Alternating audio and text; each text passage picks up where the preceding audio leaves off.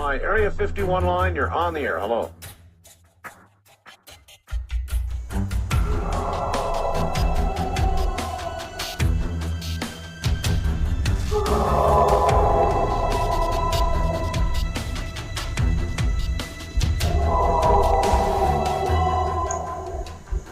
Welcome to the Blondes and Booze Paranormal Podcast, where what you've known as reality will be shattered by the truth. Krista and Brandy will lift the veil from your eyes, revealing what has either been hidden or denied you for eons.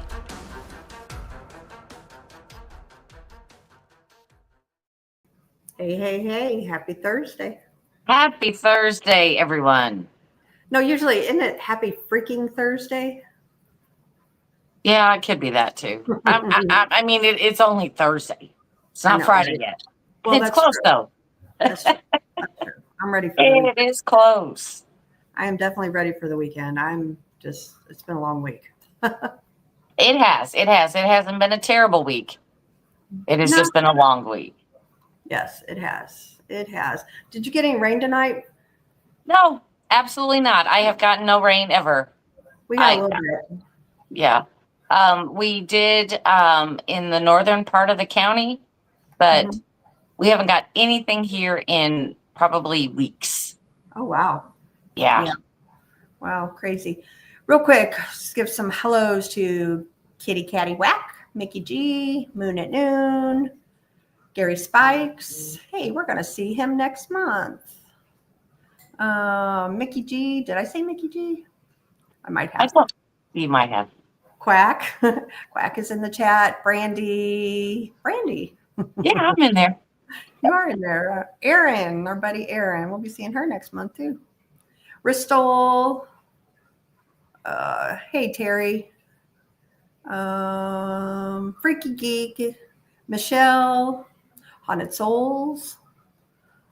Jason. Crystal J. Hello. Oh, man, I just refreshed. I hate when the stupid computer does that. Oh, my God. So then I lost where I was at. There's Lisa. I hope I don't miss anybody. I'm sorry if I do. Joe Stewart, hello. Lodi, hello. I apologize if it refreshes and I miss names. So I'm sorry about that. But anyway, so we have a conference coming up that most of you probably already have heard about a time or two. Yeah, most of you. If not, we're going to tell you about it right now. Yeah. You go right ahead, Brandy. All right. This is going to be September 19th and 20th at the Eagleton Civic Center in Richmond, Missouri. Of course, Thursday night, I'm not calling it a meet and greet anymore because that's not what it is. It's just a more intimate setting for some more speakers. We're going to have a documentary that's going to be shown that night. We're going to have food and popcorn and drinks that night. Saturday, of course, we're going to be having the conference, which tonight we have two of our speakers that are going to be there. We're so excited to have them. Haunted Soulz Paranormal, that is with a Z. Of course, that is our paranormal group, everybody, and we have events all the time. If you're looking for events in Missouri, hey, you know what? We've got them. Just go to Haunted Soulz Paranormal. You can reach them on Facebook, or you could reach them on Google. Either way, but you can go there. Also at the conference, Saturday night, we do have a ghost hunt, which is completely sold out. We're so sorry for that. But it's going to be great. We have a psychic reading gallery with Mary Lynn Bass that's going to be happening that night.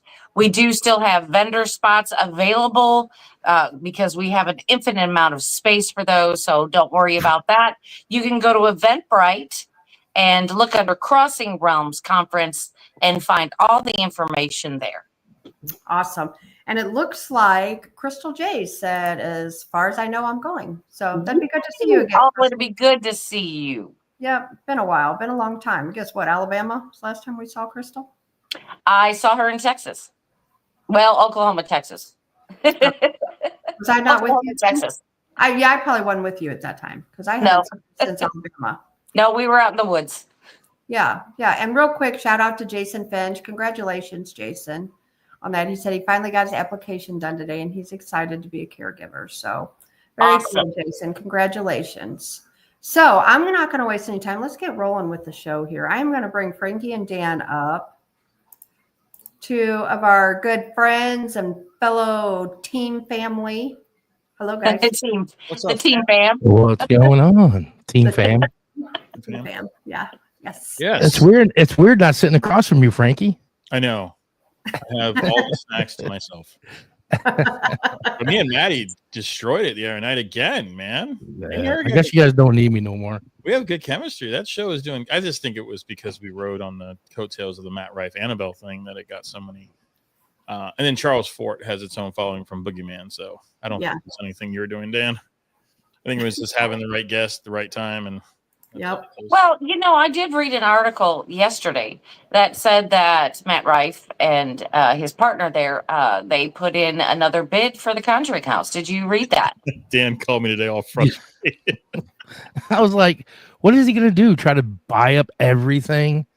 I just don't get the whole concept of that. So they refused the first offer. So I don't know if they tried to lowball or whatever. So is the crazy lady still own it? Jacqueline Yes. still owns it. Yes. Yeah. Okay. And I'm So the trying to state get just took. Yeah. Go on, Frankie. Sorry. No, you're right. Go ahead. Yeah, the state just took her event license over. But even the state said if Matt Rife buys it, they don't know if they'll give him a event license either. Yep. They're just kind of just tired of the whole situation.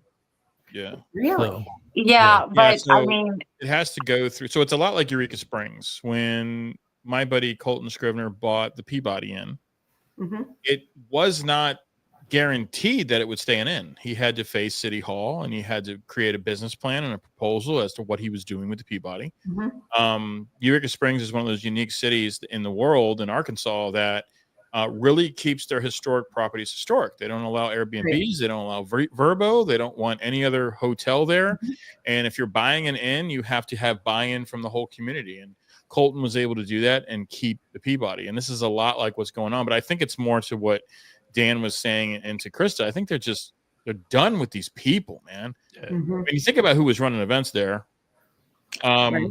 so there's that. well, yeah. I mean, she bought the place in 2022 and ran it into the ground within 2 years. Ran it into the ground. Correct. She purchased it for 1.56 million. So 1.56. Wow. And yeah, nothing. She's not making any money on it. But also the charging was like ludicrous. The amount of money they wanted to investigate and stay was like, and I heard it's not even that big of a place. So Well, Brandy's been there. I've been there. yeah, I saw your podcast last night where you were on a roundtable. So you were showing the videos of the EVPs and stuff. And this great spirit box sessions. I mean, the place is haunted. Don't get me wrong. And I mean, it is so well investigated that these spirits are using these, this equipment that we're bringing with ease. So it makes everything 10 times better, especially when you're having experiences. So, I mean, it is an awesome place. I mean, would I have paid that amount of money without the story? I don't think so. I don't think so. The story made it. Understanding that story and Bathsheba and it's got a little bit of incorrect history about witches and how she was actually not hated. She was loved in the community. Now what the family experienced, I mean, undeniable that something was happening there, that the Warrens were actually involved in that case. They were not involved in Amityville, and that's another thing that needs to go away. They did the fake picture of the boy upstairs, and we know it's a fake picture because there's light in the kid's eyes. There's no way. You're talking about Amityville? Yes. The only involvement they ever had in Amityville was when they went upstairs, took a shot, and then placed a kid up there that looked like the kid, the DeFeo. I know what picture you're talking about. I think we've even used it on our show before. You can see in his eyes that kid is very much alive. Yeah. We have a guy on our team that has a glass eye, and when he did his challenge, we had an IR light on him, and only one of his eyes was lighting up. It looks like Cyclops. Exactly. So only one of his. Yeah, he only had eye shine with one eye. Right. So you're not going to get eye shine with a ghost. I mean, the best. I think the staircase, I think, is one of the best ghost pictures ever taken. The one that Robert Perez took from Cam was phenomenal. I don't know if you've had a chance to see that picture. And then, of course, Tom on PTF took some wonderful shots. You haven't seen Brandy's picture yet. Oh, well, you got to show it. Brandy, send it to me. Send it to me real quick if you got it there, and then let me see if I do have it. I don't know if I can send it. This may be a little bit tricky. Hey, Brandy's titles in the chat. Hi, Brandy. Brandy Tata. Yeah. Hey. How are you seeing the chat? Oh, you're logged onto the phone. I was so used to. I was like, "There's no chat up on my side." So you can go to comments and then you can connect. I can switch to Shift Films if you want. No, you're fine. I'm fine. Let me know if you want to say anything. Yeah, so I'm under Haunted Soul. I mean, I just didn't have to. I don't want to have to wear my glasses. I never know whenever you guys comment who is who.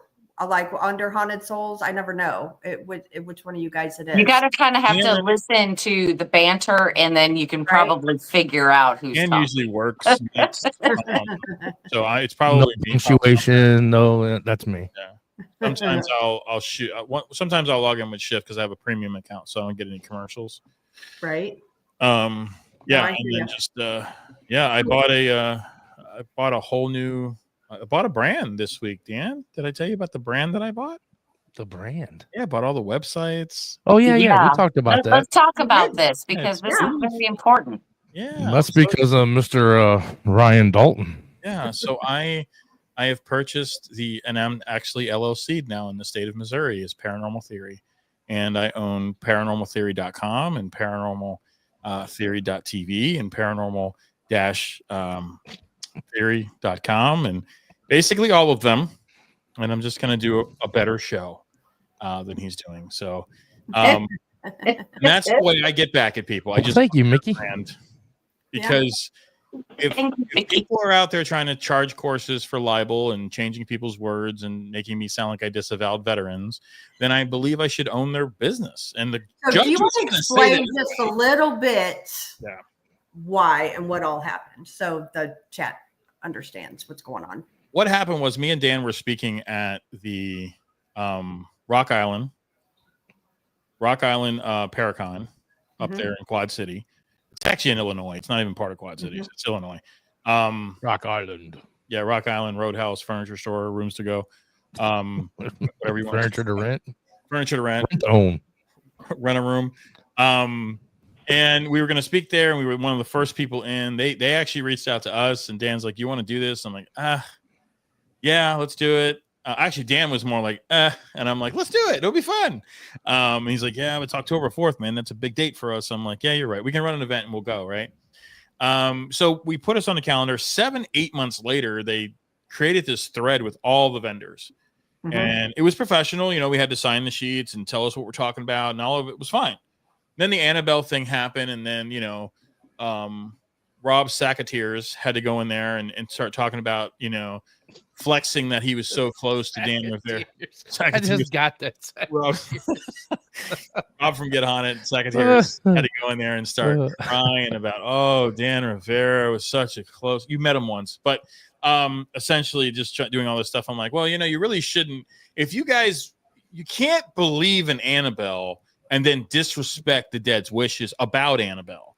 You either pregnant or you're not, but you can't be half pregnant. That's kind of the show we did was Annabelle's pregnant truth, because after that, what had happened was I was going on the Pascal show, and so I made a comment inside the group, and I was just like, well, actually, Annabelle is being disrespected in my opinion. You shouldn't be taking that thing around. You shouldn't be showing it if it's haunted. You know, none of these things should exist. Right. A real exorcist with the Catholic Church would have burned and incinerated all of those items, all 745 that Matt Rife owns for 5 years or whatever stupid deal he got. I don't understand that. The deal doesn't make any sense to me. Like, are you what do you mean the guardian? It's a doll, but like a cat, a dog, I understand, but I don't understand the whole thing. And now Zaphis is crying too. Did you see this shit? John Zaphis is all crying online now. My grandparents' home. I remembered as a kid. And then Spira is like, yeah, that was actually like my I'm related to them, you know, like, so anyway, what had happened was in the thread, I said something about Annabelle, and then that got a derogatory message because, oh, you don't know these people. I'm like, and I said, and then this one kid, Ryan Dalton, who used to own Paranormal Theory, I own it now. even though he doesn't know that. But he went on my personal Facebook page when I was talking to my friend Pandora, and I'm like, well, it's probably going to be a good conference. I would avoid Ryan Buell. He's a shitbag. He owes the Midwest about 80 grand. He beat up his boyfriend. He faked that he had pancreatic cancer. His own mother came out and basically said, don't give him any money. Don't enable him. His own mother said that. Doesn't even go by the same last name. Robin Terry even backed us. And Robin to get involved in drama is never going to happen. But he did see this because Robin was the one that offered him, like, hey, man, make it good. I'll give you Ashmore, have people come out, investigate with them, and then you're good. And he refused. So he's a shitbag. And I guess Ryan Dalton had a relationship with Ryan Buell that was very, very, very a loving relationship together. And so he felt the need to post something on my personal account that was toward a friend and then put it inside the thread and then said I was bullying. I'm like, that wasn't for your eyes. That's not in the thread. That's exactly what happened. I said, and then it kind of died down a little bit. And then Cammie came on and said, hey guys, this is just for vendors. Everybody calm down. Let's not. And then Rob Sacketeers came up and said, if we're going to be doing this, and started crying again. He got on his live immediately because a tear was coming down his eye. And he was just live every day. Every 3 minutes he was living like an idiot. So anyway, long story short, we ended up withdrawing. We ended up saying, you know what, dude, like this is not worth our time. We have too much going on in the kettle right now. We've got events that are selling out. Looks like Randolph's going to sell out in about 3 minutes. Just sold 5 tickets there. So we're doing hella jobs on everything. Ever since this has happened, we've sold out almost every event. Right. So whatever they think they're doing, it's not working. It's actually giving us more press. The biggest deal was I went on there and I said, Cammie, I'm going on a big show. Do you want me to mention it's about Annabelle, but do you want me to mention the con? She never gets back to me. And then some other idiot in the chat's like, oh, there he goes flexing it. And I'm like, I've said 3 things in this whole thing. Right. I'm trying to give you guys a shout out, And so I talked to Dan and I said, I withdrew. I said, I don't, they're like, well, you're not getting your money back. Ron Sacketeers, because he has to probably pay some kind of lawsuit that's going to be happening to him soon. But so I go, I don't want the money. I don't care. It's $50. Like, keep it, whatever.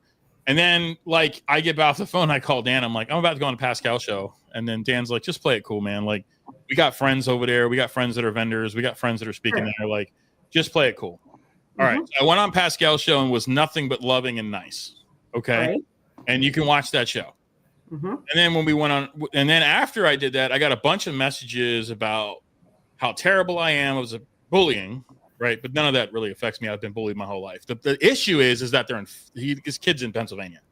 If he was down the street, he'd be in the hospital because in my line of work from Gen X, you kick the shit out of somebody is what happens. And then you know what happens? They stop bullying you. It's so weird. It's so weird. Like they bully you and then you kick the shit out of them and then they don't bully you anymore. It's a weird science. I don't know what it's about. I don't know how that works. I'm trying to figure it out. I actually have labs that I have next week that I want to ask my professor, why is that working so effectively? They're keyboard warriors. And then I told them, well, just come on the show. I told them, listen, if you have all these problems and all these issues, I just gave you guys a huge shout out and a huge boost on a national show. I didn't come at anybody.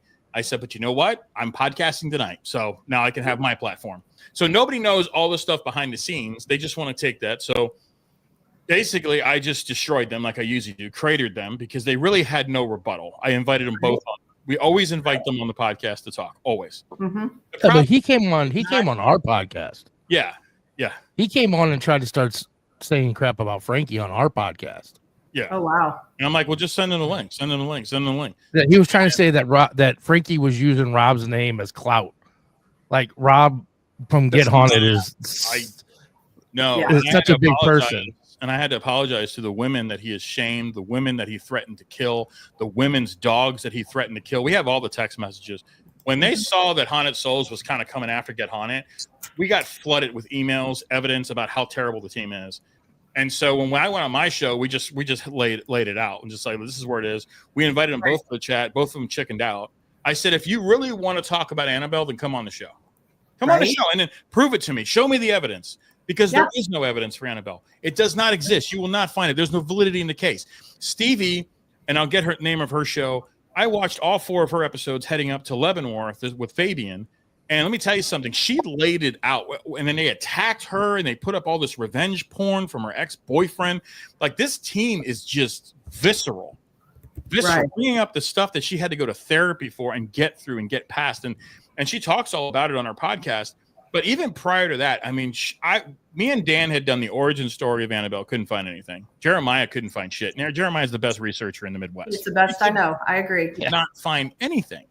Yeah. And so Stevie did the back end of it. The motorcyclist that allegedly threatens Annabelle and dies, that is an incorrect. There is no police report. There is no newspaper report. There is nothing relating a motorcyclist to death. And then Dan Rivera was the one just constantly talking about this lie. And so she outs Dan Rivera when he's still alive. And he's too chicken to come on the show because she has all the evidence in front of her.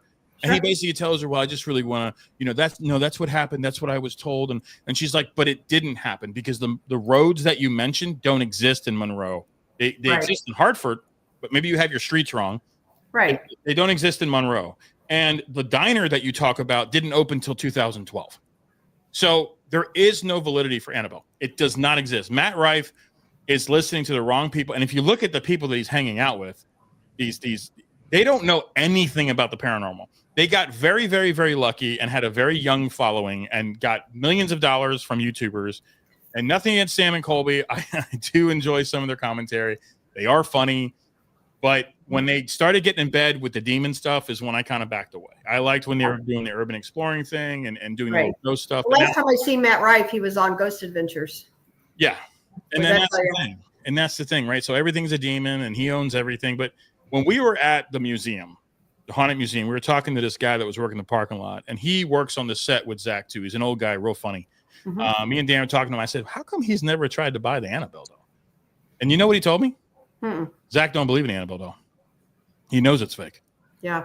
Like, the big guys know that. And he says that would be corruptible for his museum. Do they have a replica? They do have a replica in there. They do show the 23 pages of the St. Louis Exorcist. And the museum is phenomenal. And if you're a paranormal fan and you're in Vegas, you have to do it. Just because it has a Devil's Rocking Chair.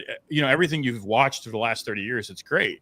But at the end of the day, this kid cut me saying, because I said at one point, like, Dan was like, well, they're called mercenaries. I said, what's a mercenary? And they're like, that's an affiliate of Get Haunted. I'm like, that is the lamest name ever.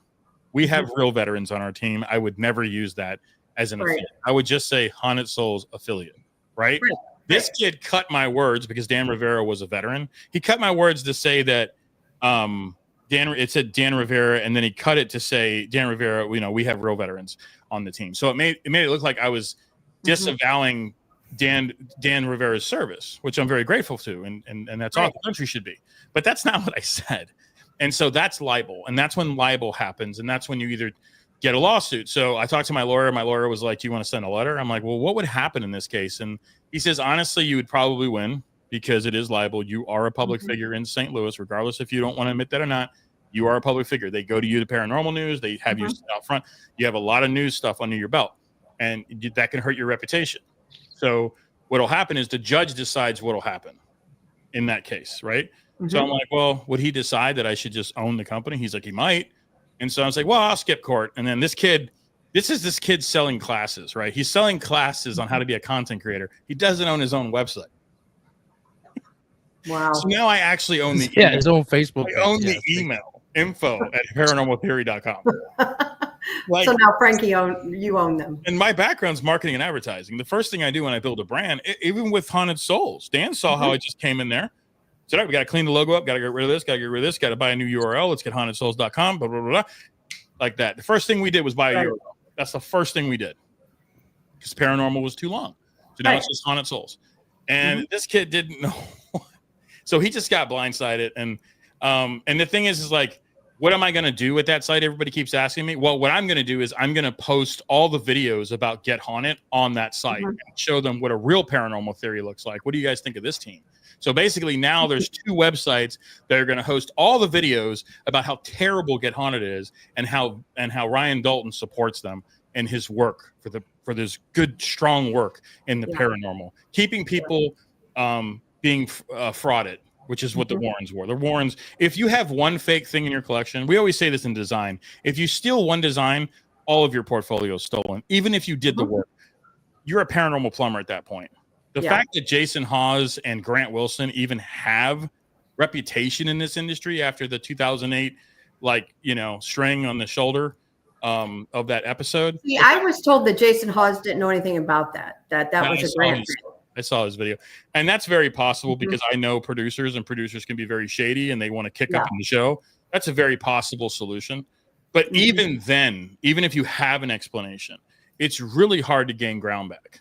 I mean, a show, when they rebooted, it only lasted a season. It didn't last because. Well, here's the thing, your reputation is everything. Everything. And everything. We say that all the time, and there's so many times that there's a place that actually our team has investigated. I'm not going to say it out loud, but they tried to fake evidence on us from a past team that you and I were on, Frankie. And it's just, you don't have to. That building's freaking haunted anyway. And that's the thing with these places. You don't have to fake evidence. Like these places, they're active. It's like I just don't get it. I don't. It is very sad. I mean, because that's what happens, right? I mean, Tom took some incredible photos. I mean, Shadow Ridge and Zombie Road is something that's Jeremiah has been working on. We want to do a Zombie Road event. Yep. We have to kind of reclassify it, though. The approach was interesting, but it's really expensive to do it. And it's like, man, that people just, they just want to go out there and do a ghost tour, dude. I can't charge them like $120 to watch. Well, I think it was done too. I think he said filming, so I think they were trying to. We're not trying to film anything. I'm still waiting. I want to talk to her again. Yeah, I think Dan's going to do that. And everything, but I mean, Rob's tagline, that what is his tagline for that paranormal, was to bring the best Midwest paranormal, to bring the best Paracon to the Midwest. Yeah, that's what he's trying to say. That's how he kicks it off. He kicks it off by slamming one of the largest teams in the Midwest, because we are, right. I mean, Elijah is Apex, KD is now PTF. I don't know if you guys watch that show. The reins have been handed off to KD. I did not watch. I don't watch PTF stuff. Okay. Well, I mean, KD and we had a great chat with KD and Elijah, and we're all coming together and supporting each other, and that's how it should be. We got to keep the Midwest. We don't need the Northeast on our territories. We don't need the Northeast on our land and in our buildings that we know the history from. We know the actual ghost stories, because then you're just getting into drop ship entertainment. That's all you're doing. You're making up stories. You're doing things that are not correct. You're provoking. You're doing all these people, and I'm telling you, it's always the outside teams that ruin places. Like there's that. Have you guys heard of the Saucer Castle? No, no, I have not. It's incredible, and it's right outside Kansas City. It's right by Richmond. Oh, really? Yes. Let me write that down. I know. Okay. Yeah. And they used to do haunted tours and ghost hunts, and this place is amazing. And we know it because Cindy Sauer came on our podcast and talked about her exorcism. So it's the Sauer Castle. It's right there in Kansas, right outside of Kansas City. And they stopped doing it because of these teams from the Northeast and the West Coast coming here, and they just shit up. And that's what happened with the Arkansas, right, Dan? The prison down there in Arkansas. They won't. I don't know who messed that out. That was the asylum, Arkansas State Asylum. And they won't let anybody. I think that was just in general. Some shoddy team went in there and trashed it, and and it's just didn't respect it. That's why we're trying to pressure MSP to be like, dude, just like there's plenty of teams here. Even KD, was like, you think we can get an MSP? I said, yeah, and you should. You should do MSP. You're a Missouri team. Right. People love his equipment. She's never going, unless you get a different owner, she's never going to change her ways. I know. Sheila's nothing bad about Sheila. She's great, but she's just going to give it to everybody. That's why no one gets it for double. Yeah. Next year, we're only going to get one night because she wants everybody to experience that. Yeah. And that's because of Get Haunted, right? That's Get Haunted. No, that was GHU. Pretty much, right? GHU pretty much. Yeah. Was the only team to do events out of there, and they're just like, no, not no more. Yeah. So, it is our goal to like just keep them out. I mean, if you look at Haunted Rooms' locations, they circle Missouri now because the last time you get a podcast, they just will not come here because they go, the minute you step foot in my land, boy, I'm gonna come out there. Get my land. I'm gonna come out. I think it's a good idea to have a primary team if I were a location owner, only because you are basically sharing the responsibility of this location with someone else, while everybody is and it's not super profitable, but it's profitable, you know what I mean? And it just ensures that your location is going to be the same no matter who is there and on what night, and that it's not going to get ruined, it's not going to get trashed. And I think it's just very important to kind of I don't know. It kind of have a babysitter for the place, because you can't be there every night. Yeah. You can't do it. It's impossible. I am the get off my lawn guy. That's Where you off my lawn? Where you city slickers from? It's hot prison. Now you can leave or we can lock you up. That's the only two options. Right. Kids, take your lunchbox and get off my lawn. Right. Right. Well, let's shift gears a little bit. Because we've talked about the paranormal, but now let's shift to cryptid. Wait, real quick, we will talk about cryptid, but let's show your pictures really quick. Oh, okay, yeah. I just want to say also, Brandy, I love the portrait of you and Krista on your wall there. Yeah, it is actually just on my screen. It looks Krista like it's just can take hanging it on. She can put it on and take it off. It looks like it's hanging on your wall in the back. It does. See, there you go. Now it's on there my you go. wall. Now it's going. There you go. It's paranormal. the picture of me. It's paranormal. That picture is haunted. It's a teleport. So I'm going to show you guys these two pictures because this is one of the best paranormal pictures, I believe. And Brandy took it, so I know it's legit. You know what I'm saying? You know your people. So here's a far away one. That's the original. This is the original. And if you look, do you see the hand railing where the steps is? Do you see the lady standing above the steps? I've got a different. I got a picture before, and I was always hard to see this. And now I'm going to bring it closer. Do you see her now? With the white hat? Nope. That's the other one. Yeah.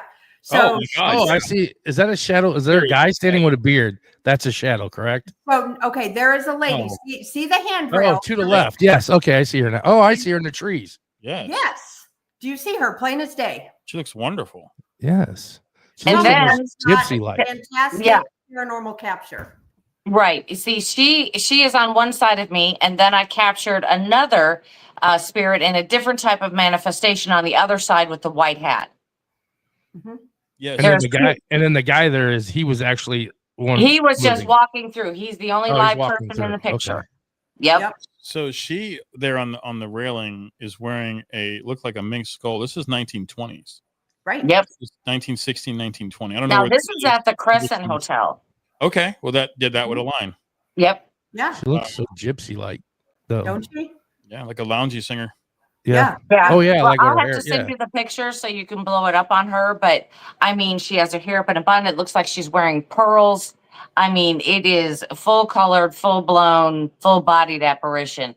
And then the other one on the other side is a mystery to me, because that is the more like the apparition and things that we normally talk about and people normally see as this wispy white apparition type thing. And that's on the other side. So like I said, I caught two different manifestations in different stages on both sides of me. Mm-hmm. It's just super weird. Mm-hmm. And I didn't see either one of them. Something said, "I'll just take a photo out this window." So my daughter, she had her glasses on and everything. I said, so we don't get a glare, I said, stand behind me. And so she stood exactly behind me, so you can only see, my outline. But then those two things showed up, and I didn't see them till the next day. Not even like Brandy, I asked her, like, was there pictures behind or anything like that? And she did take 3 consecutive. We don't show those, but I even took a video the next day of walking the same exact hallway, standing in the same exact place. There were there's no furniture, no couches, no pictures, no flowers, absolutely nothing. There's absolutely nothing that was in that hallway. Ghost that I want to talk to. I'd be like, hey girl, hey.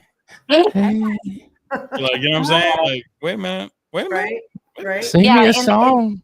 Where she was standing was probably about 10 steps from our hotel room door. Yeah, You know, there was a death there recently, right? Did you hear about that? No. Yeah. It was, I just posted it. Actually, the same girl that Ryan Dalton stole my post to, I go back and her name's Pandora Harris. And she's up and coming. She's trying to get as many, destinations under her belt. And I've just watched her progress, and she's done some really cool events and gone to some other stuff. But it's also kind of how we get people to kind of come to our event one time, and see what we're doing. But I just literally posted it in hers 2 years ago. A guy was on the top, the restaurant outside on the 4th floor. Mm-hmm. He leaned over the banister and fell off. Oh my gosh, that's awful. That's where my daughter and I had dinner. Yeah, so did we. Oh gosh. Cheers. Talk about dining and ditching. It was a $200 dinner bill. He said, "Nope, not today." He said, "Not today. Nope. I ain't got this. You get nothing from me, Crescent Hotel. Nothing." I know, and the bartender like, yeah, but somebody need to pay though. I'm not paying for this. That's what I've been telling my manager. I'm not paying for this. Yeah. That man said, "Drinks on me around on the house." He left. That's too funny. Too funny. My goodness. Anyway, I just want to show you guys that picture because that's, I think it's top of the line capture as well. Yeah, they just keep making ghosts at that hotel. So once again, maybe not have drinking with a hip high rail. You know what I'm saying? Like, yeah, that short rail rail should be a little higher in my Well, something should have told the person, "Don't lean over the rail." Yeah. Was he drunk or something maybe, and he just kind of stumbled they over did. it? Yeah, they did point it to. Well, he had just done the ghost tour, and they kind of leave you off there, and then, which is really, imagine that. That's crazy. Right. Drink yourself. I want to join this party. I'm like, woof. Yeah, that's a party. Says, that's a bad way to go. I agree. It is a bad way to go. Now they got a new ghost. I think I'm gonna have to go back and see if I can find that person. What's our number one rule? I mean, falling's not the problem. It's just to stop. That really. Yeah. That's what kills you is the stop. I think he fell on somebody too, which was just awful, and I think they broke their leg or something. It was a terrible article. What kind of day? What kind of day are you having if someone falls and lands on you? A human.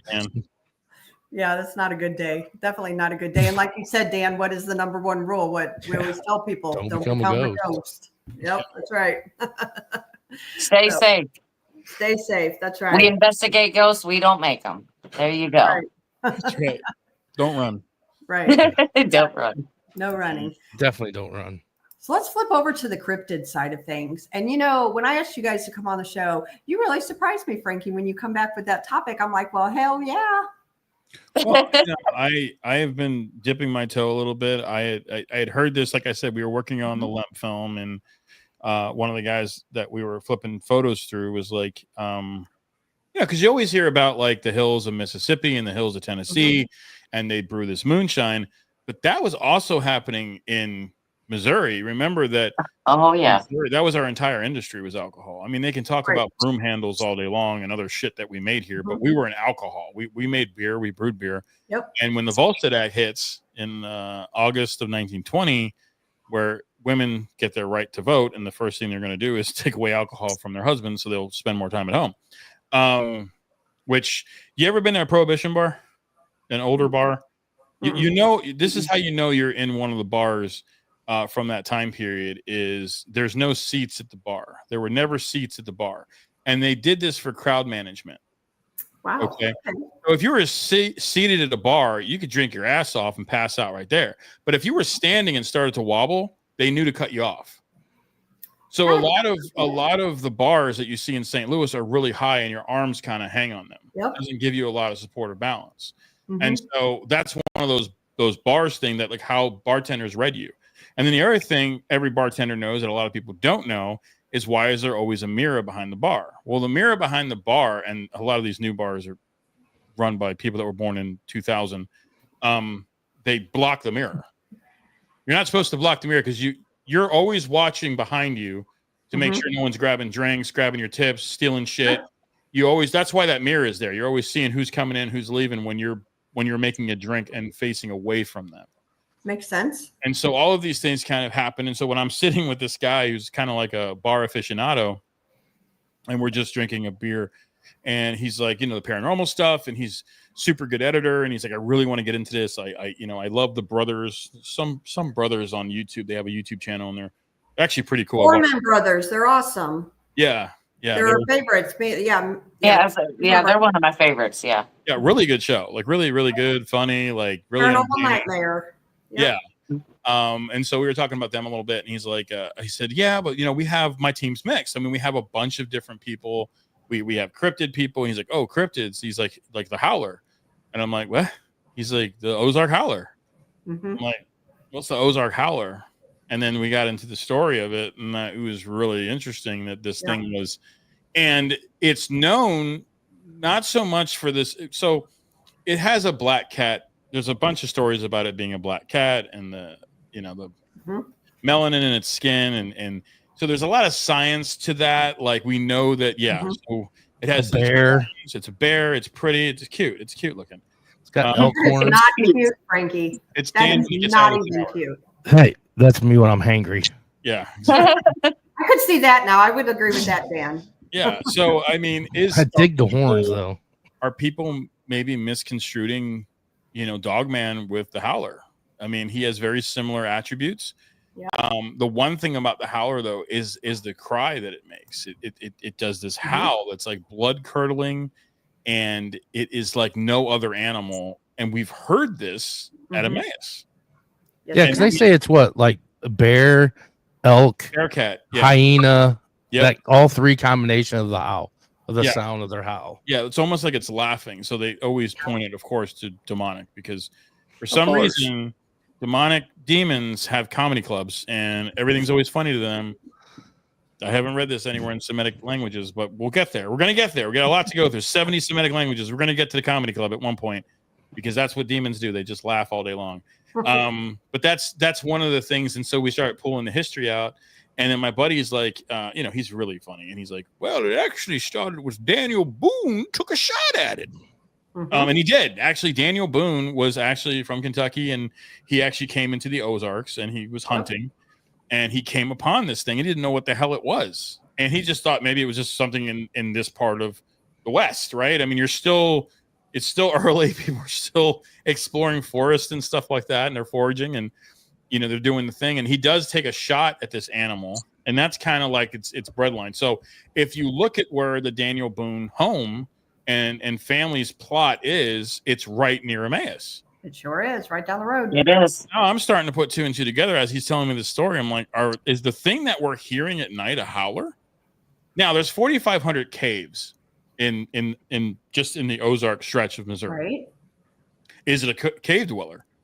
I Mm-hmm. mean, does it bring things down with it? I mean, most people that have gone missing always go missing near caves. Right. So is this thing still out there? And so there's just a bunch of different things that kind of make up the chemistry of it.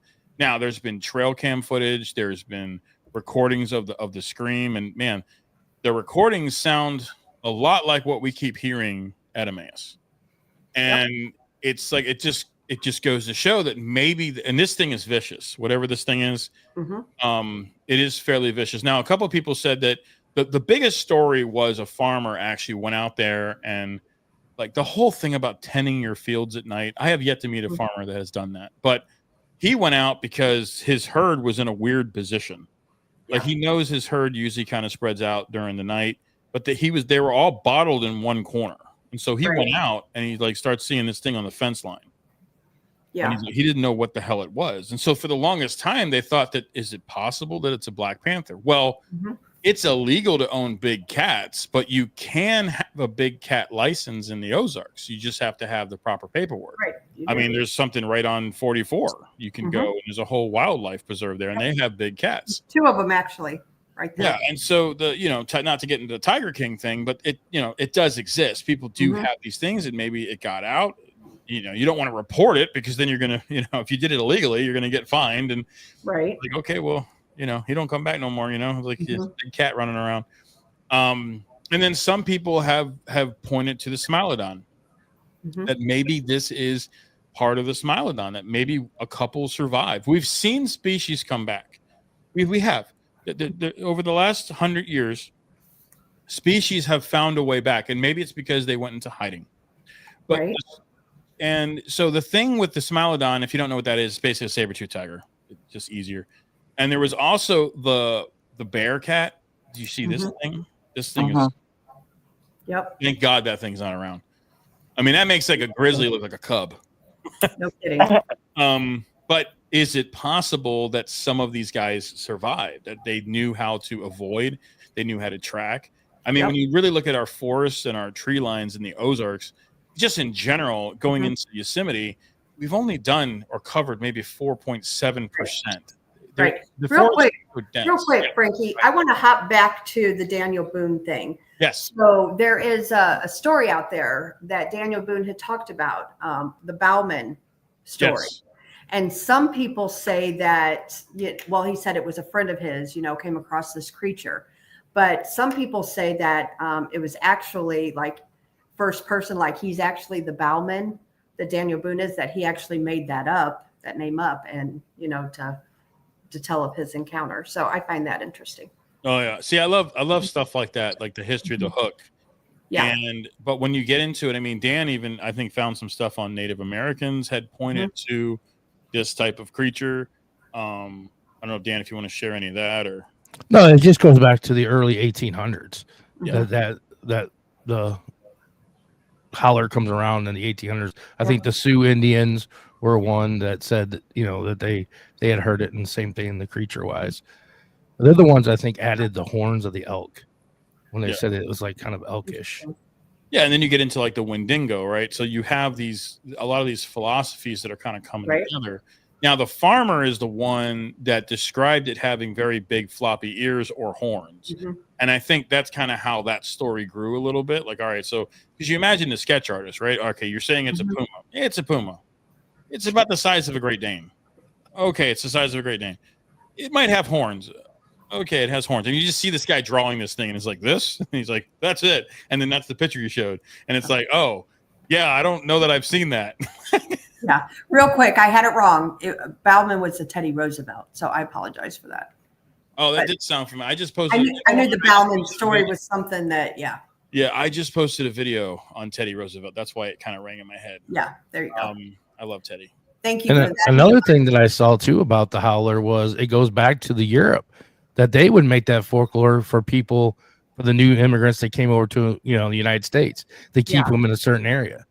They said that that folklore could have started way back then, and to tell people not to go out to the to the west. Well, also Missouri back in the mid 1800s too has a blue man, and they say it's like they claim it's like a Bigfoot type creature. Is that how the Blue Man Group started? Probably.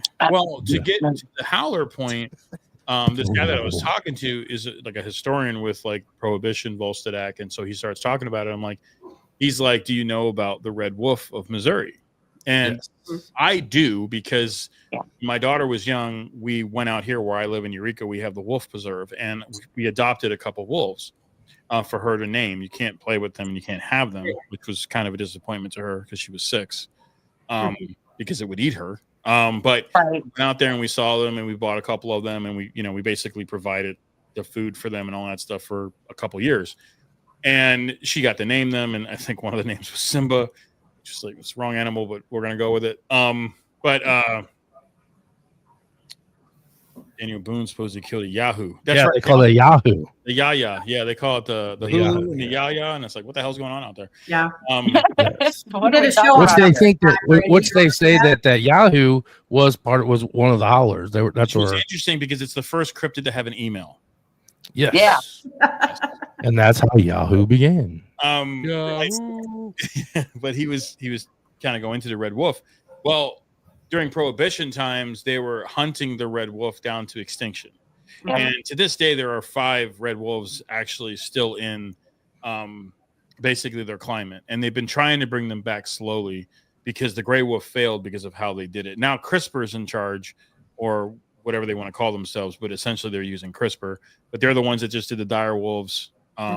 And they're doing the red wolf, and they're bringing back the gray wolf because you need it for the ecosystems. And it would really help with the tick problem because they would kill a lot more deer, and we wouldn't have these things. So that's why you never kill armadillos and you never kill possums, because possums help with the infiltration of ticks. which is why you have so many diseases, because people feel the need to kill a possum. They're one of the most polite animals there are. They're also mammals and marsupials. It's the American marsupial, goddamn. Anyway, my possum riff here. They also have 50 teeth. Anyway, but so we're talking about it, and he's like, well, the red wolf was this thing they tried to like prevent people to go out, but what they were really doing was trying to prevent people to not go into the forest. So they try to invent this story about the red wolf, and we start killing all the red wolves. And he's like, man, we need something else. We need something else, because now they're killing all the red wolves, and now the moonshine that we were building and the hills during the Volstead Act, they're getting closer and closer and closer to being found out. So that's when this story of the Howler comes out. And so allegedly they take some of Boone's witnessing, and then they put this, this manifestation together, and they're like, keep your kids, grab your wives, don't go in the forest. There's howlers out there. And it did work for a while, because people were like, well, I don't want to go too deep into the forest because, of these howlers that exist. So it has a balancing act. The Howler has this balancing act. The problem with the story about the farmer and it being a cat and basically having the melanin that makes it black, right? So think of albinoism. Right. Albinoism makes it white, right? Well, Smilodons never had that trait. They never had that gene that would have made them all black. So that's the problem with the Smilodon. It doesn't have that gene. So then you kind of are faced with, well, what would nature do, right? Would nature try to, life finds a way, which is the best line from the first Jurassic Park movie. And we learn this about the red wolf, right? Because the red wolf is more likely getting killed now because it's mating so much with the coyote that they look more like coyotes than they do red wolves. They're a little bit bigger, but they look more like coyotes. And they actually hunt and pack with coyotes too. Right. So that's how nature finds a way. So is it possible that this creature found a way? And that is really the story, because I don't think if the Howler exists, it's preternatural, right? It's not preternatural. This is not something from a different realm. This is something that existed here at one point. So that's really the question. And when you look at all the facts that surround the Howler, there's good evidence, because you have people that were very respected, that shot at it and hunted it. You had farmers that were out there trying to prevent the herd from getting hurt, but you never know what he's seeing at the fence line. We have seen black panthers in Florida, because panther will throw melanin. They will throw a black panther. Supposedly they're here too. Yeah, we had them here in Eureka, and they caught it. They got it in High Ridge, I believe, and they tagged it and let it go. So they know where she is now. But mountain lions are all over California. They kill people every year. Right. Just walking, and then boom, a cat's on your head and you're dead. Right. That was the most terrifying thing Go ahead. That was the most terrifying thing I had when I worked for the railroad. It was like we had to be out. We were in places that no human ever existed or what came. They never go to town. And I'm like, man, I'm just waiting for one of these bobcats or mountain lions come out of those woods, and I have nothing to protect myself but to climb up on the boxcar.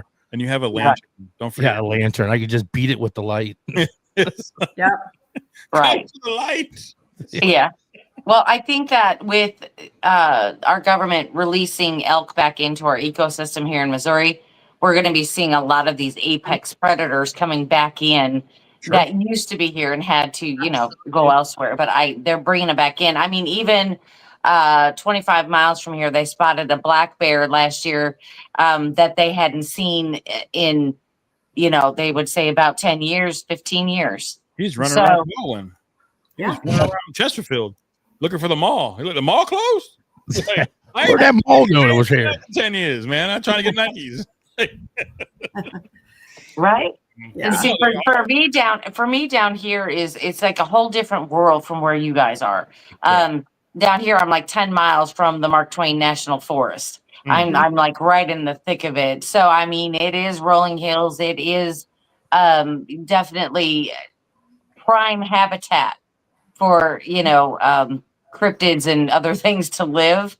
And it's becoming more so. I mean, we just have, I think we're going to start seeing, like I said, a lot more activity with cryptids in the area due to the fact of, like I said, them reintroducing these animals that were going extinct and now they're bringing them back in. Plus, their food source that was pretty much leaving the area. Now they're bringing it back in. So, I mean, it's going to be interesting to see what's going to happen in the next 15 to 20 years. Look at our deer years. population. It's I mean, they're having deer hunting going on in populated cities because they're taking over. Coyotes are all over LA. Yes. They're all over LA. I have 2 deer that are stuck in my neighbor's yard. They've been in there for months. I'm like, dude, let them out of your yard.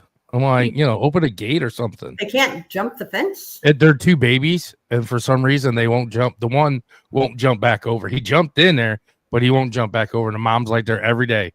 Walks up there, and we were just there watching them earlier. And stuff. It's weird. That deer population is crazy. Yeah, Frankie would love that deer population out in Eureka. Yeah. I mean, Bailey, actually, one hit Bailey's car. She didn't hit it. It hit her. Yeah. And then, it bounced off the car, and then he ran back in, really messed her car up pretty bad. And he was like, sorry, gotta go. And then left. Yeah. And then I have to watch him just going to work in the morning time because, of course, I'm on, the towards the Arkansas part of of this where it's primarily flat. Well, it's prime farming ground. Yes. And, the deer are out there getting fat, real fat. So, I have to watch for them, just in the morning time alone. It's crazy. I can go 2 miles down the road and have to watch every bit of it because I'm afraid a deer's going to jump out. Brandy was out there with all the wilderness creatures. She got the 7 dwarfs out there. Yeah. I could have maybe 8. We'll find a new one.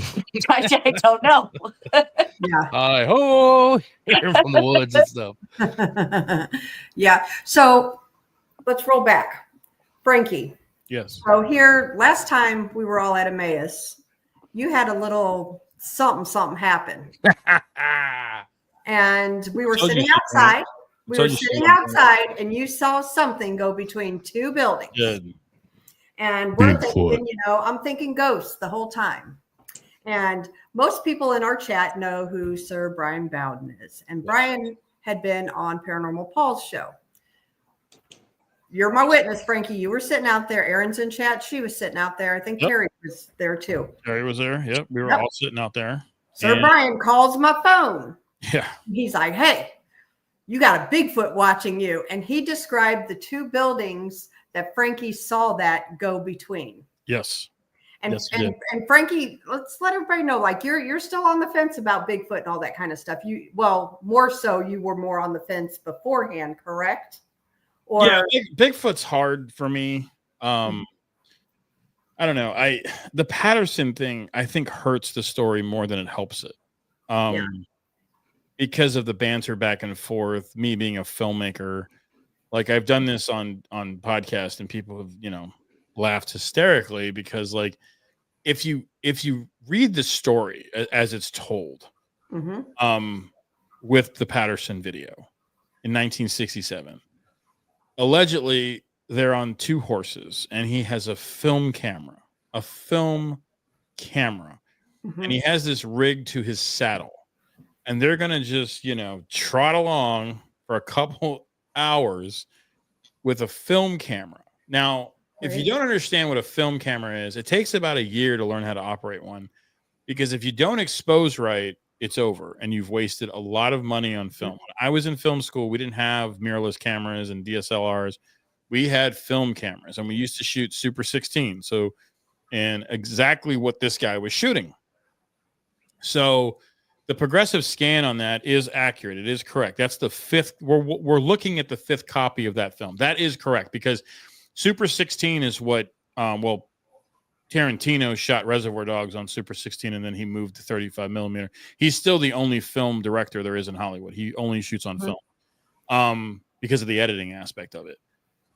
But when you look at the film technique of the Bigfoot, right, on the 67 Patterson video, you mean to tell me that a guy that was not a cameraman or camera operator in Hollywood got on a horse with at least 60 pounds of camera equipment, was on a trail with the camera for hours, and then just happened upon a Bigfoot where he then, on a horse, okay, without a gimbal, without a steady cam, somehow manages to position the camera perfectly and then dial in the ISO, which on a film camera is very hard to do, because if you do too much, you have too much light. If you don't do enough, it's too dark, right?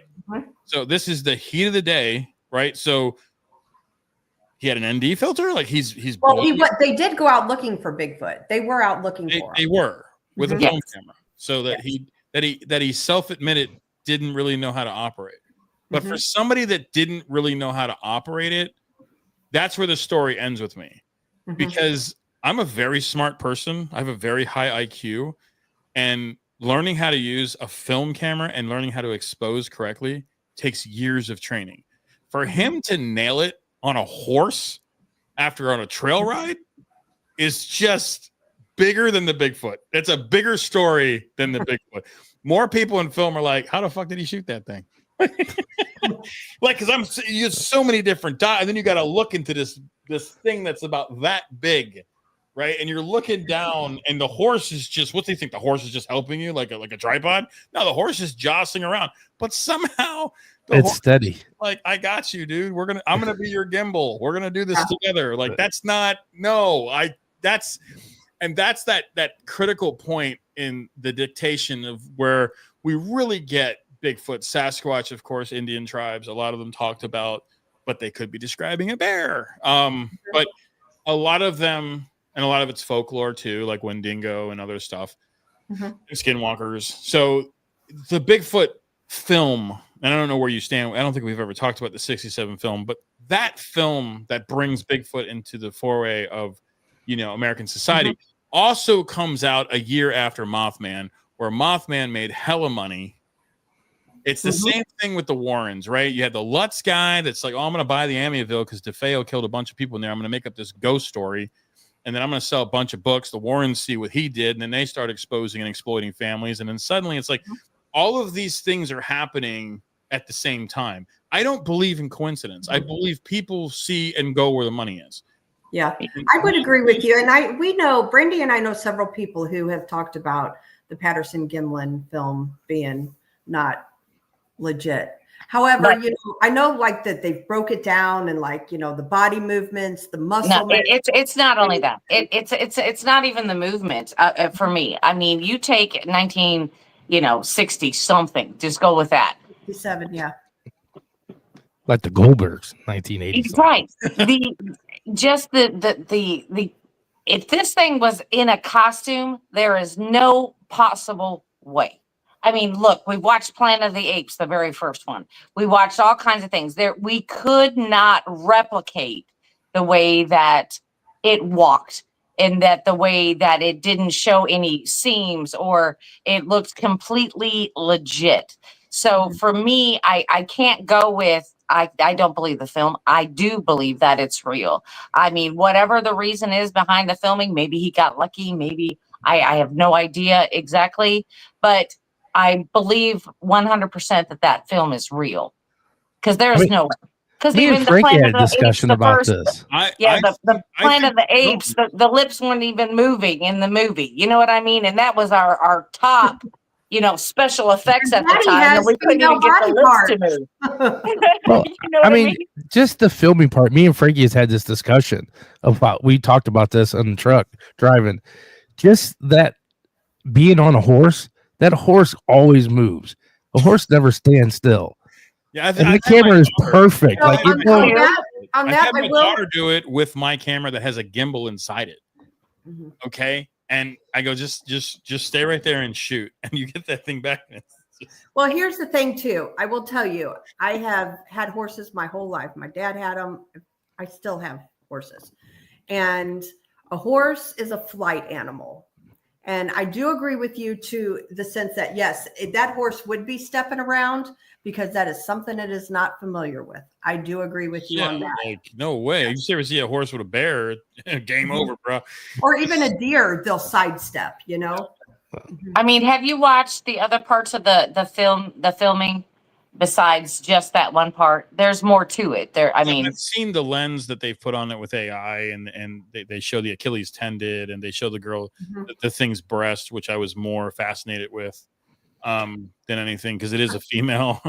Typical man. But I bet there's more to that film. They showed more of what Maybe they were she was filming. walking away because she was naked, dog. Like, I mean, Right. just like, whoa, I gotta put something on. Hold on, I'll be right out with coffee. Like, did you ever hear like, but I gotta put my house coat on. Hold on. I got company in the moon land. I don't believe that we ever landed on the moon because NASA just doesn't have the documents anymore, and that just doesn't make sense to me. We lost them. Like, Elon is already crazy, right? He's a psycho.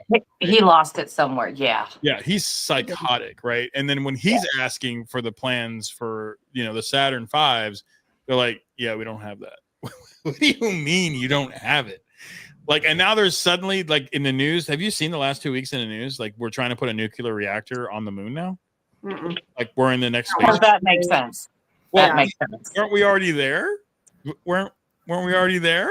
No, we're not there. So you ever see, like, and this is a funny thing about, something happened on the way to the moon. It's a great movie. It's a great documentary that explains.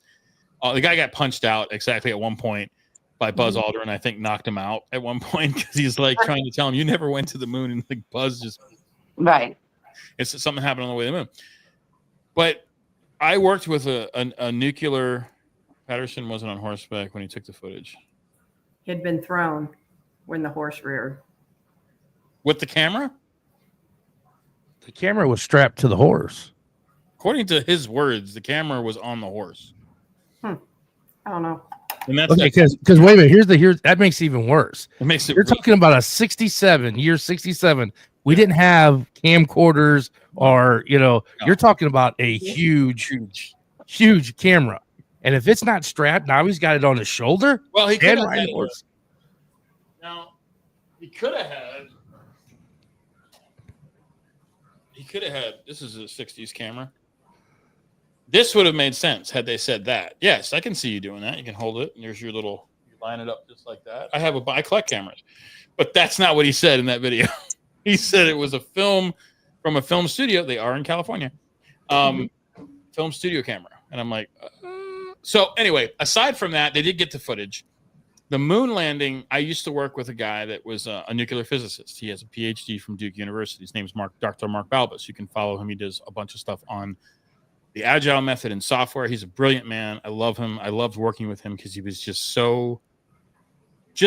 a great interview. Just a person to talk to, but just really methodic and could explain things. Even though he was so brilliant, he made things so easy to understand. And I told him one day, he's like, well, what do you think of the moon landing? I said, yeah, we didn't do that. He says, you know how I know we went to the moon? And then this is Dr. Mark Balbus is like fashion, right? He'd always start with like this bait and switch question. And I'm thinking he's going to come out with something really profound. And he's like, watch the film Capricorn 1. You ever seen that movie? With O.J. Simpson? No. Yeah. If you watch that film and then you watch the stuff on the moon landing, it's like that's how bad that film is. Well, like okay, so to do it would look like Capricorn 1. So, what do you think about the video they've done on Mars? Mars is interesting because there's a lot more data that supports that. The problem with the moon landing is the Allen belts. That's the problem with the moon landing is that there's no way that our shuttle would have gotten through that without being destroyed and radiated and nuclear and blew up. There's just no way. You're meaning to tell me that we took off not once, not twice, not 11 missions, and we always made it through those things? Like it's really hard for me to that type of radiation. You're in a tin can with rocket boosters, like, and you're analog. That's the other thing people don't understand. This is not digital technology. This is 166K analog. You basically had more power in your phone in the 80s than that ship did. So it's just like, are people really, why would they buy it? Well, they would buy it because, Russia, the big bear in the north, like it's coming after us and we have to be this country, right? But this is all happening at the same time. You get 66, you get Mothman. 67, you get Bigfoot. You're landing on the moon in July 69. Right? It's just like, it's amazing to me that in that span of time, we're getting everything that's in the paranormal. We're getting all the UFOs suddenly. We're getting all the Bigfoot suddenly. Yeah. We're getting all the cryptids suddenly. And then we're getting all the serial killers because all the highways are opening up, right? But what was going on at that time? So Vietnam. Vietnam. Yeah. Right. And you have exactly all these distractions need to happen, right? Nope. There's always distractions on anything that's going on with like the Gulf Wars or anything. Something major happens and it's a distraction from. Yeah. Because we need to know, and now we know, right, that LBJ was part of JFK's assassination. We know that now. We have the files, right? Have they done anything on it? No. We're obsessed with the guy's island where he hosted millionaires to talk about money. That's what we're obsessed with. We're not obsessed with the idea that JFK was killed by another American president. We're still not going to talk about that. Or how Martin Luther King's tapes were released and his documentation was all released and he raped women in front of people and had gang up parties. All this stuff was released. Nobody's going to talk about that. We're going to focus on, we're going to focus on Epstein. Okay. That's what we should do. And P. Diddy getting away with it. Yeah, just walks. He just walks. He lubed 88 million people in that apartment. Everybody was just covered in oil. And he just walked. Everybody. The whole street was covered. The pool was oil. That's basically what it was. Johnson made more money on Pete. That's why. Johnson. Let me tell you a little story. Oh, so I got in trouble. We got detained. I had a ticket that didn't get fixed. So they took me to the county. And as I was getting picked up to go to county, they picked up this guy from another thing, and he comes in. He's got jeans on, and he's full of body oil, lubed up. I mean, his guy is covered. And I'm like, he sits next to me. He's like, yeah, me and my wife were just about to get ready, and the police broke down the door and arrested me. I said, did they give you a towel? I'm like, brother, you're covered in oil, dude. Body oil, baby oil. It's from top to floor in baby oil. I'm like, boy, you're getting ready to go to the jail? That seems more like a sport than sex to me. I mean, that's a lot of oil, man. You're just slipping inside and everywhere. Like, what the hell is happening? But you're right. I mean, there's more credible people now than ever in the Bigfoot field that are not dependent upon a film from '67, right? Right. We'd been seeing stuff, but they'd always tried to fake it. Even in the 50s, they were faking these big, large cast footprints that were all debunked. But there are credible people now that have actually done a lot more work in the field. There's the statistic we mentioned earlier about, investigating the forest.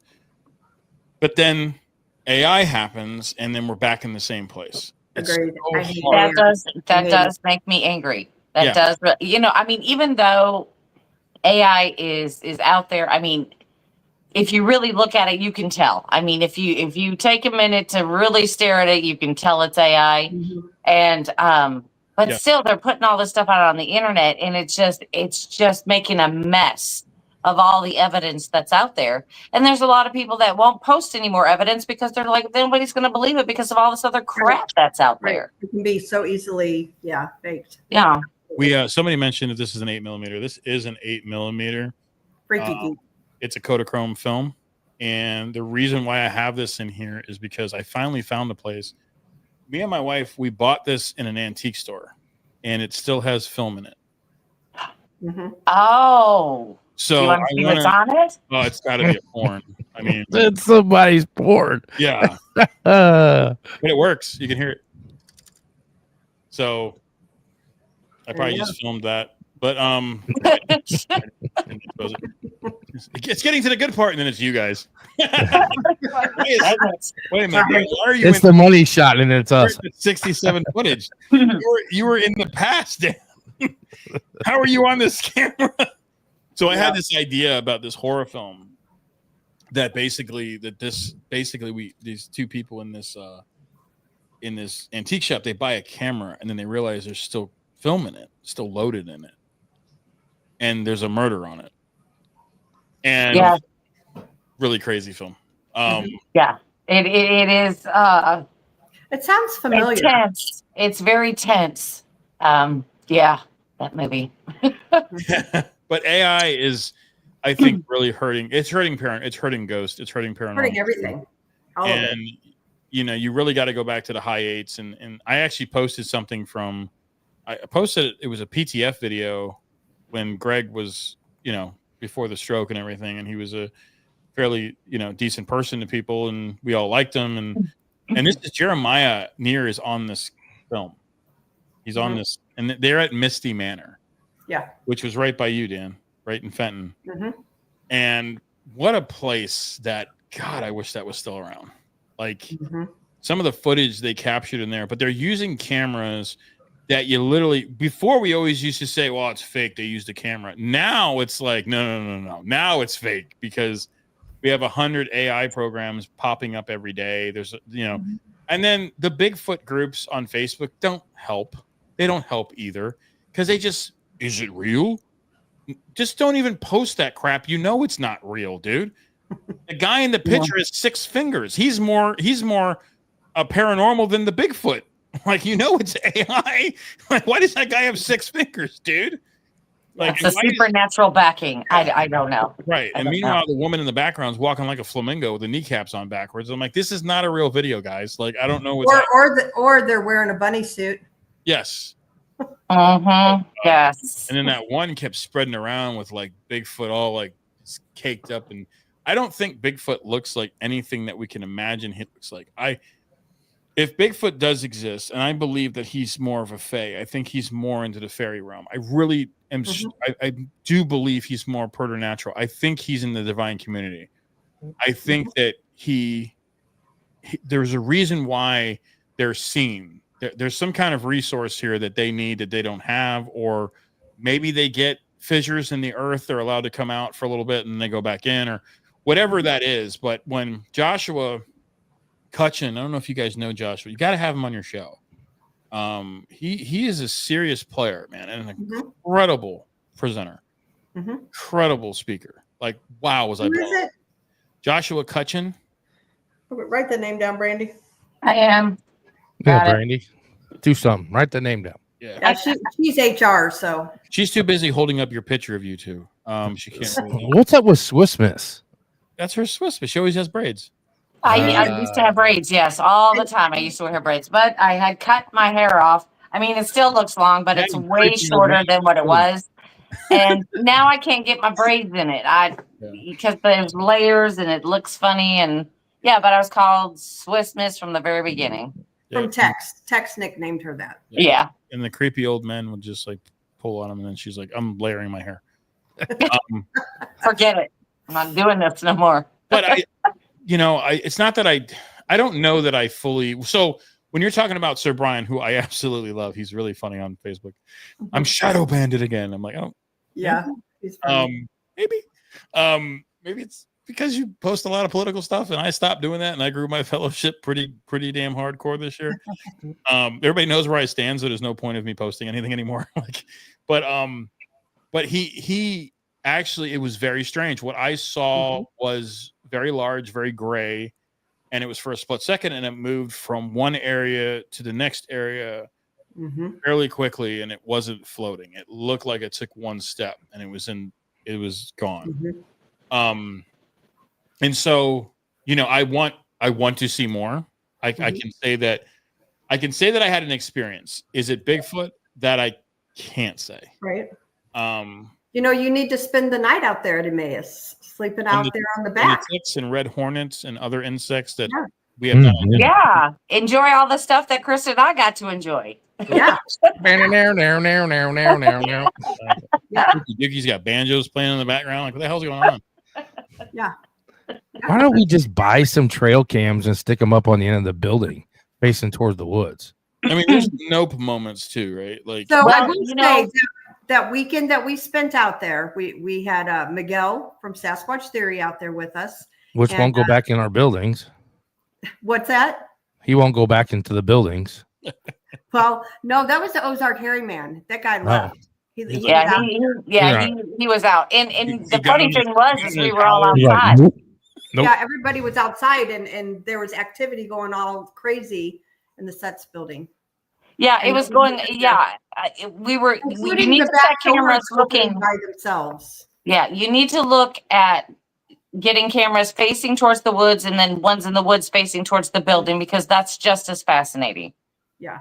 Yes, absolutely. So anyway, that weekend though, we got the howls multiple times. We heard them with our ears, and then Jay from our team, and then Miguel slept out there in tents, and they said throughout the night they were hearing the howls, and they were also hearing tree knocking. I love Miguel. And I love how Miguel responds to his fans when they were trying to tear apart me and Dan as being ghost hunters. I love how he was diplomatic but respectful, but also stood his ground when it came to like, you could see that he has religion in him. He has a faith. Yes. And He's a good it's guy. nice to see that he still has that following, but he's still like, yo, no, these people, like, you know, and he's, like I said, Miguel's always welcome out there. We have a wonderful stuff going on at Emmaus that we'll talk about offline that me and Dan have been dealing with this week. Okay. Awesome. More stuff. Real quick, I want to give a shout out to Heather Mosier. She sent us that Josh's information. Yeah. Thank you, Heather. Okay. This kitchen fans. He's a lovely man. He's a gentle giant, and just I literally had no time to spend. There was people that wanted to talk to me. People were, when I went into the vendor, when I went to go get a break, and the only person that gave me a break was Dustin Pari, who I absolutely adore. He is I call him the gentleman of the paranormal. He's just such nice guy. Just a nice person, man. But do you book him for your show? Huh? Did you book him for your show? No, I'm weird like that. I'm when I'm in a professional and I'm doing my thing, I treat everybody very square. I did get an invite from Rochelle and Brian Murray to join their team though, which I thought was pretty cool. Yeah. So they're like, you got to come. Did you tell them no thanks? You're already on the best team. I said, yeah, man. I'm just like, it took very long to get on a team. We actually we can literally say we have no drama. And we've been going on for we just don't have drama. We all get along. Everybody gets along. Each other. But the thing about that's different from Haunted Soulz in past teams, they would just bring whoever on the team, whether if you like them or got along with them or not. With you guys, we all vote. Yes. On people, and I appreciate that because we all don't get along with everybody out there, you know. And so that I think helps where we don't have any drama. Seriously, like we all get along, we're all friends, we're all family, and you know, it's the way it is. And respect each other's opinions. Exactly. Yeah. Thank you. And I learned that from the guy I admire the most, my boss. We were just talking, and you know, because he has, you know, we were a startup when we started. Now he's a bigwig now in St. Louis. I mean, he's one of the top guys now, and he started with $50,000. And we were just going back and forth one day, and he's like, I go, man, I really just don't want drama. And we have it at work. You know, you're always going to have it. The bigger you get, the more personalities you get. And he's like, well, I wish we could just all vote on it. I said, what do you mean? He's like, well, if somebody didn't like somebody, then anonymous vote, and we didn't hire him. Right. Now, we could never do that, but we could. Yeah. Yep. And that's what I like about our team is. It has to be like that for everyone. It's like, you know, my wife is not into the paranormal. She's just not. She doesn't like it. She respects that I do it. She likes the idea that, you know, I'm with a core group. I mean, she loves that. She loves the community, and her best friend is on our team. Like her literal best friend is on our team. Like Annie Myers is my wife's best friend. Yeah. And it's so cool to see like her talking. And even Bailey there at night was like, well, maybe I'll come on a show if Danny's on a show. I said, I think Blondes and Booze would have Danny on their show before. We did have Danny on our show. Yeah, Danny's been on. She's great. She's great. Yeah, she is. Good. We love Danny. She's great. The voting thing is important to me because it's anonymous and it has to be unanimous. And teams, and I talked to KD about this, and he's like, because KD was very respectful, and honestly, like me and KD like vibed. We were both very big on weed and edibles, and like we were talking. He was so stoned when he came up. I mean, he's such a chill dude, but some of the people that he surrounds himself with, I'm not the biggest fan of. But people can say that about me too, right? Yeah. And so like I told him, he's like, well, how did you build a team so fast? And I'm like, we took the best players in the field that we knew, and we basically asked them to join us. In the beginning, a lot of the team was grandfathered in just because of our past experiences together. And then, you know, Dan at his core and, you know, the partners, you know, we decided to do something that's unlike anything else that's out there, and it's unanimous and it's anonymous. We don't know who said no to you, man. And we've had to tell people that we really care about that wanted to join the Souls and just say, you didn't get the votes, man. Like, and we can't, but see, it's never about me saying, because I don't know who said it. right? If it's one vote, it's harder. If it's 10 people, it's like, well, should I misjudge this guy? Like, yeah. But when it's the one vote, man, like Stephen Drews, for instance, right? Like I called people because some people weren't like Lauren wasn't on the chat. He's with Carmen. So I didn't know if he voted or not. I know Carmen did. But Stephen Drews was like a shoo-in. Everybody loves Stephen Drews. Like he just has that personality. I didn't think he would ever want to join us. I mean, Spooky Dookie's such a cool thing. And that's the other thing that we do. We allow people to have their teams. He's allowed to do Spooky Dookie. You're allowed to do Blondes and Booze. You're allowed to have your platforms. You're allowed to talk. Why are teams taking that away from? I mean, what was that team, Dan, you were telling me about? They have like NDAs and contracts and shit. No, it's like Night Shift does. Yeah, why would you do that to somebody? Like FTS is Ducky is coming up to Randolph County, and he's coming there with Soulz, but he's going to film for FTS and do a nice thing. He's bringing his girlfriend, bought his girlfriend a ticket. Like, it's absolutely we want FTS to do their video and content. You know, Phantom Detour. You know, multiple times Tim has had his team buy tickets when he was just Soul at the event. So you start to see that camaraderie of supporting each other. That is community. It's not unity because we're never going to agree on it. Brandy's buying tickets, right? Yeah, somebody. No, is it you, Krista? Krista. Oh, it's Krista. It's for a good I'm always the lone wolf. Yeah. Okay. Well, and the thing is too, it's for a good cause. And why don't you guys talk about that too? How we do stick up for our own, and that's what we're doing in Emmaus next weekend. You know? Yeah, I mean, like we started the thing off with Ryan Dalton and Paranormal Theory, but I do want everybody to know that I did reach out to Ryan before all of this even went down. Before I decided to buy all the URLs, I did reach out to him and I tried to see eye to eye with him from a filmmaker process.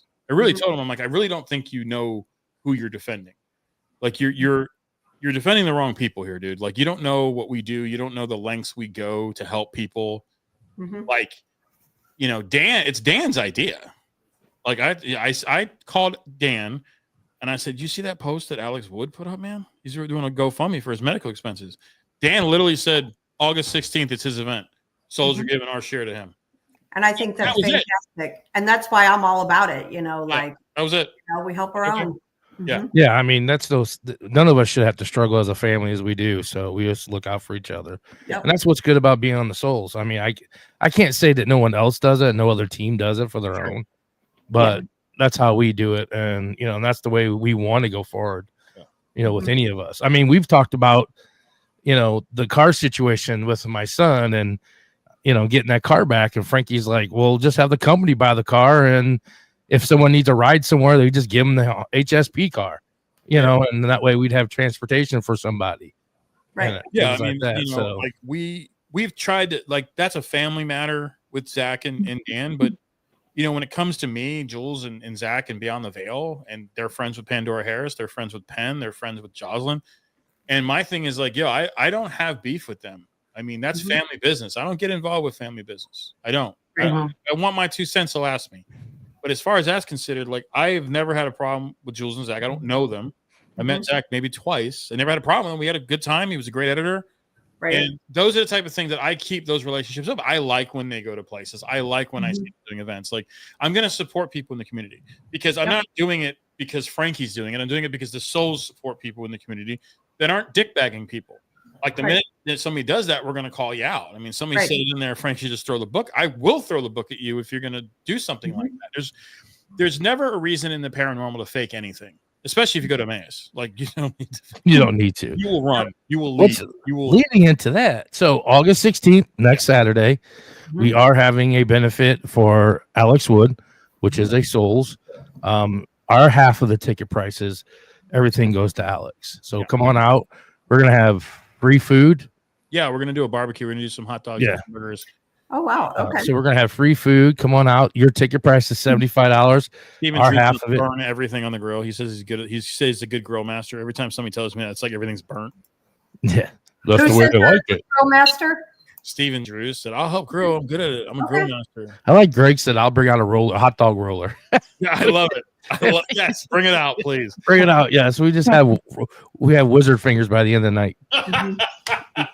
That's funny. Brandy, are you able to come up next weekend?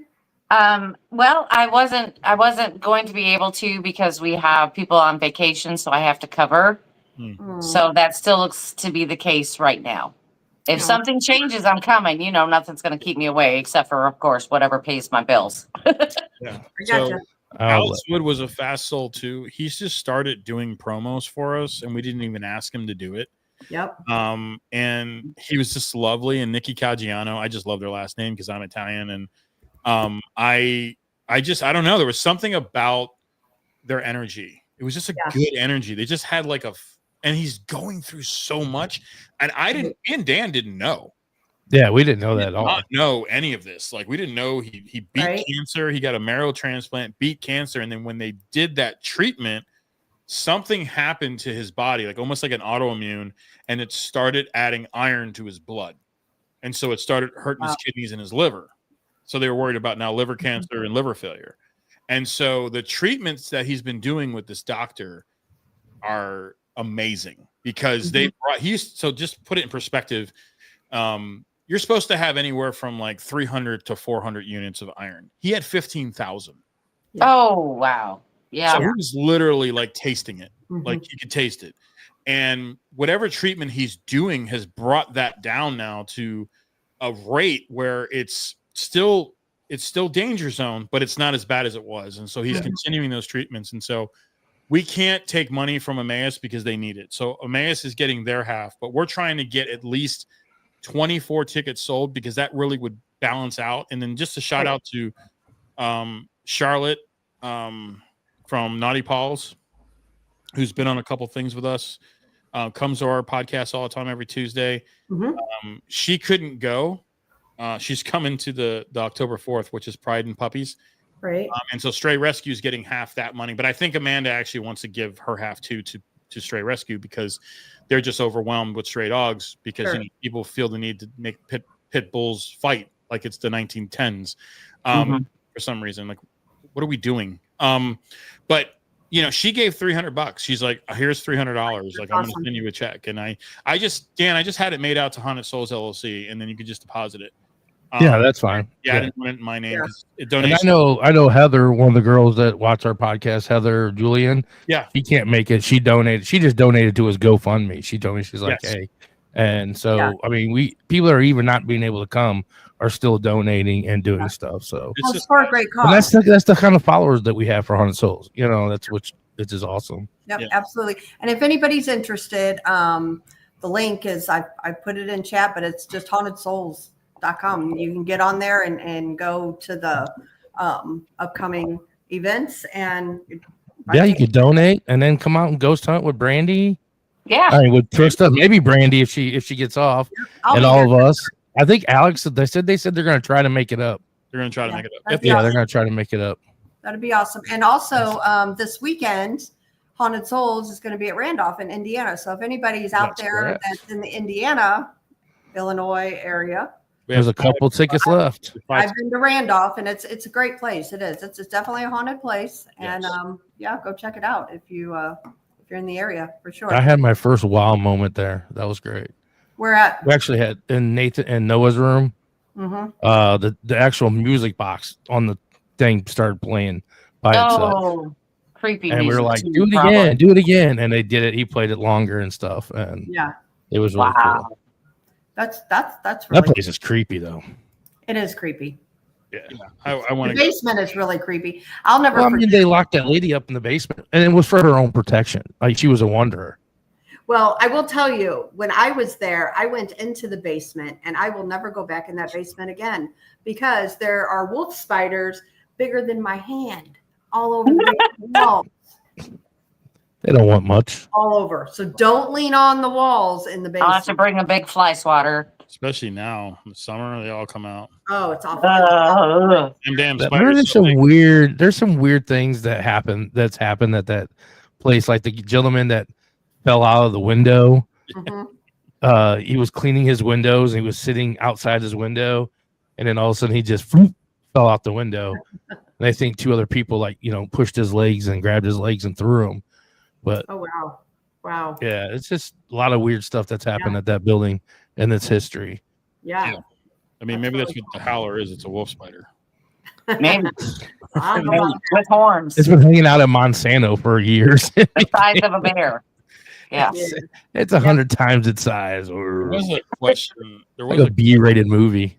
So if anybody is interested, Haunted Soulz, we have events still going on through the end of the year. Randolph County is this weekend. We've got several Emmaus Village events coming up. We've got Missouri State Penitentiary again, Saturday, September 27th. That is a fantastic place if you've never been there.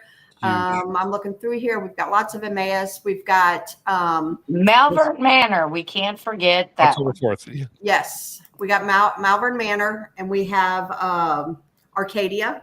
You guys got an Arcadia one coming up too. We do. November November 15th 15th. is Yeah. the last. That's our last gung-ho hunt of the year. Yeah, that was just announced too. We just talked to Matt and Darla, who love us. So Katie was we talked, and he's like, "You guys want a Pythian? Because I'll make sure that happens." I'm like, "No, you can have You can have Pythian. you can All have yours. No, I will you get can that. have Thank you very much. I was very, and I love the idea that he was like, dude, I'll get you one.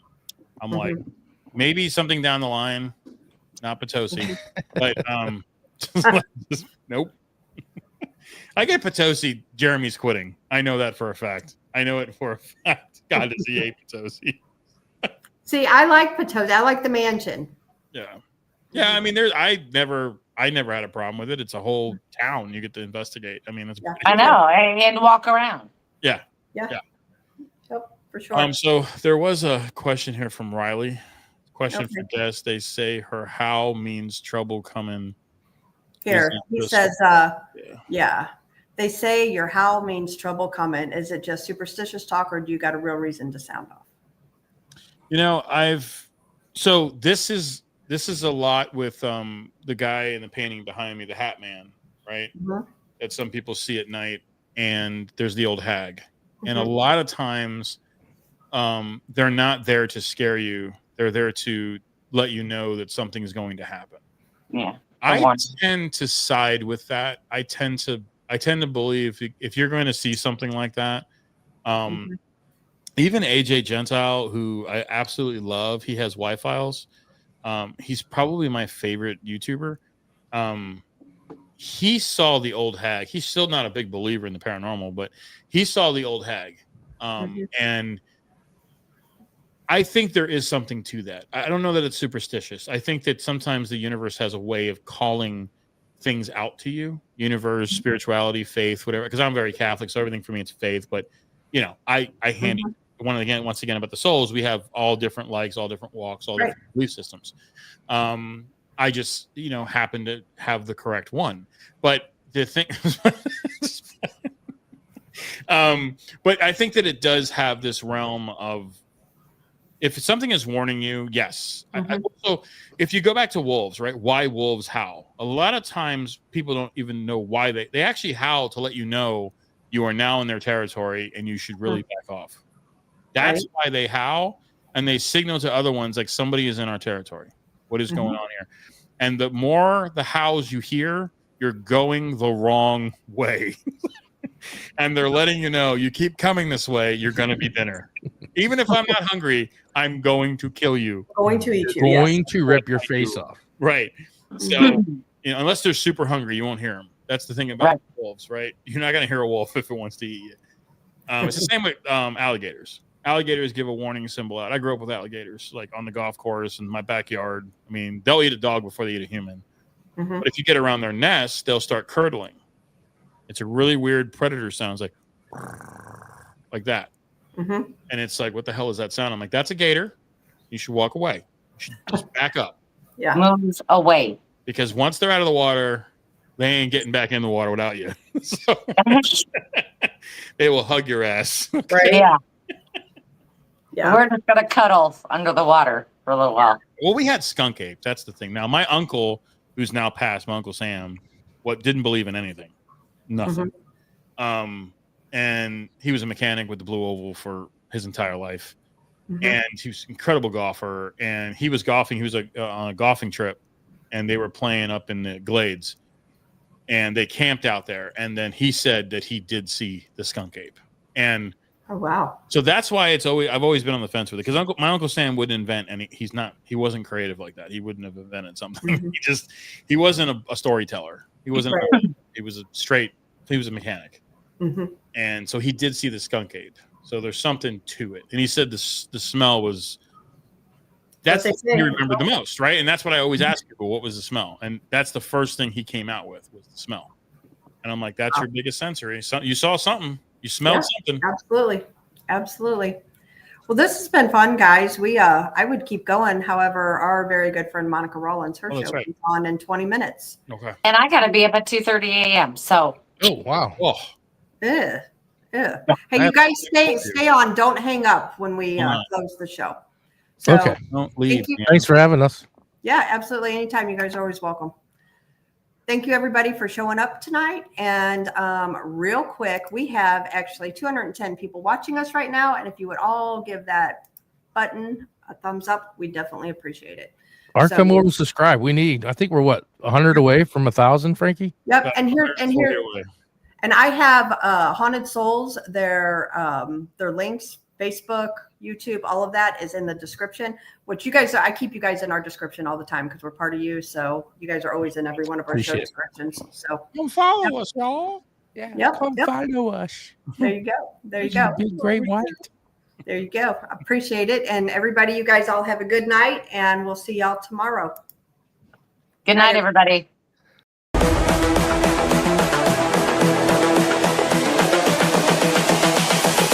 This is the future.